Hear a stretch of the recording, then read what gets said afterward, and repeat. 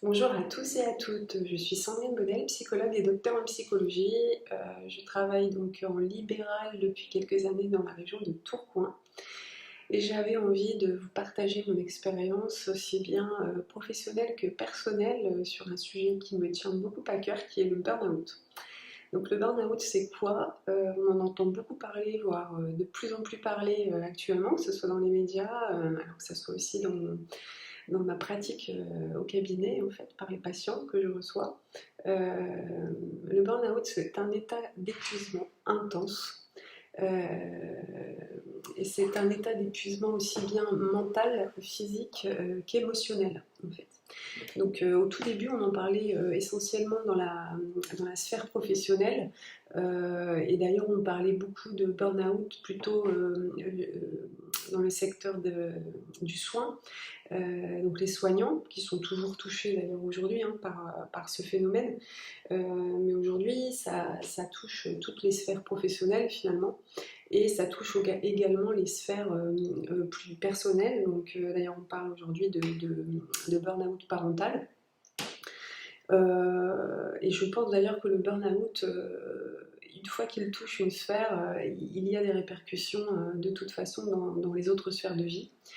Donc qu'est-ce qui se passe au fait? C'est comme si, je vais prendre la métaphore d'une voiture, hein, c'est comme si vous étiez un bon conducteur, vous avez envie d'aller d'un point à un point B, vous avez toute l'énergie nécessaire pour avancer, sauf qu'à un moment donné, vous arrivez en réserve, sauf que vous ne le voyez pas, soit vous n'êtes pas en capacité de voir que vous êtes en réserve. Pour autant, il commence à y avoir des voyants qui s'allument, mais vous n'écoutez pas. En fait, vous continuez à avancer, et ce qui se passe, comme pour une voiture, hein, avec laquelle on continuerait d'avancer en réserve, à un moment, qu'est-ce qui se passe? Ça cale.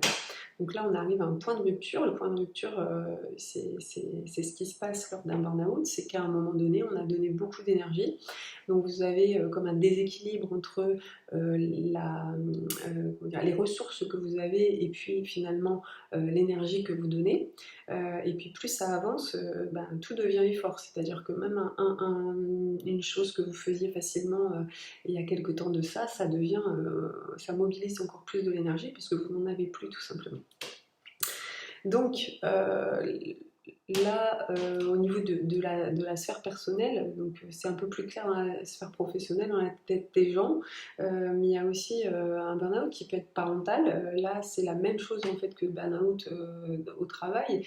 Il va y avoir une baisse de motivation, avoir des symptômes qu'on retrouve aussi, tels que des douleurs, maux de dos, maux de tête, maux de ventre, des troubles du sommeil, des troubles de la concentration, une irritabilité, des difficultés à gérer ses émotions. Il peut y avoir une sorte comment je dirais, de distance là, ce qui se met, on ne ressent plus rien, on se sent comme détaché même parfois des situations.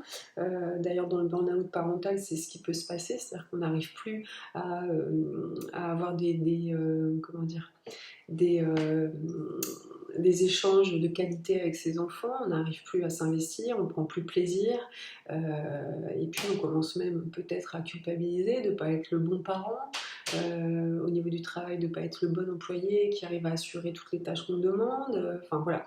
Donc il y a tout un mécanisme qui se met en place assez insidieusement au départ. D'ailleurs, c'est rarement des personnes qui en ont rien à fiche à qui ça arrive, hein. C'est ce que je dis souvent en thérapie, c'est que c'est pas une question de faiblesse, hein, que de ne pas y arriver et qu'à un moment on a de plus du tout y arriver.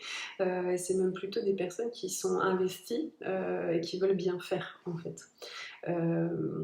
Pour autant, le burn-out est un moment clé de la vie où vous allez devoir vous réaligner. Alors moi, ça m'est arrivé il y a quelques années. J'ai cumulé 3 travails pour de bonnes raisons. J'ai toujours été une personne qui voulait en tout cas réussir dans mes études, réussir dans ma vie personnelle, réussir dans ma vie familiale, etc. Sauf qu'à un moment donné, je me suis retrouvée à travailler énormément. Alors mon amplitude horaire était arrivée à m'occuper de mon fils qui était très jeune à l'époque, bébé hein, d'ailleurs, et puis le soir où j'ai arrêté de travailler, c'était des amplitudes horaires de 8h à 22h30, quoi. Plus le week-end en fait.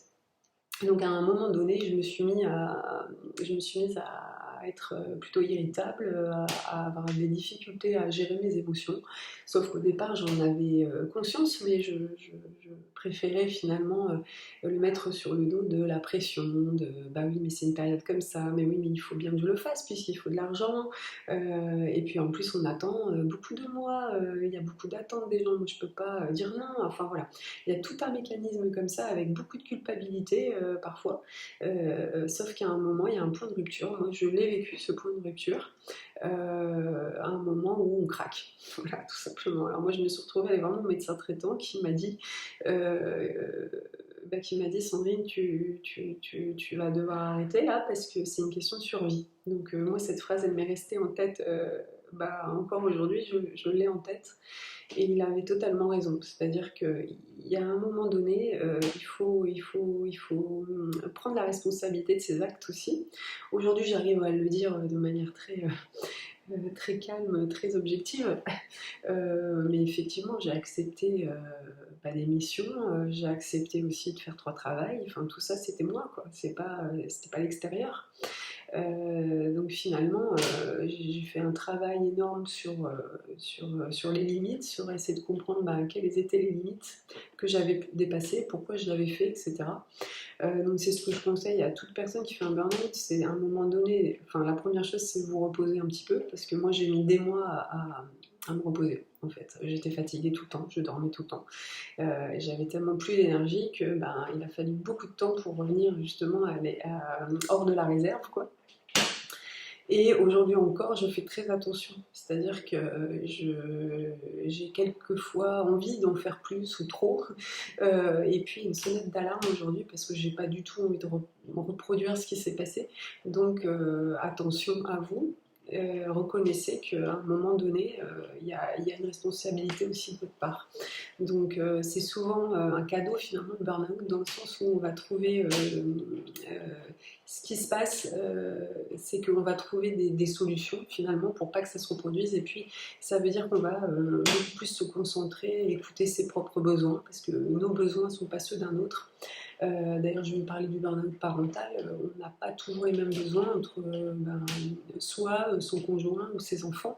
Et on n'est pas là pour répondre aux besoins des autres tout le temps. Parce que on peut le faire, hein, mais à un certain moment, il n'y a plus de plaisir. Ça devient beaucoup d'activités que l'on subit. Donc la priorité, c'est vous, c'est nous. La priorité, c'est d'écouter ses besoins. Alors, ça ne demande pas de partir en vacances pendant 15 jours tous les mois. Ça demande quelques minutes par jour. Ça demande de savoir dire non. Ça demande de se dire oui à soi et donc de dire non à l'extérieur. Ça demande de passer le relais. Ça demande de demander de l'aide. Ça demande de chercher des solutions parce que parfois il y en a, même si on a l'impression qu'il n'y en a pas. Parce que tout porter soi-même, c'est pas possible.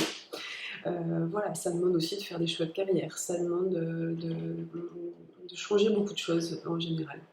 Donc voilà, en tout cas là, je voulais vous partager mon expérience et puis je pense que je ferai d'autres vidéos je pense que la prochaine sera sur justement les limites, comment les voir déjà, comment écouter ses besoins et mettre en place des limites, savoir les faire respecter aussi par les autres et surtout par soi-même. Donc voilà.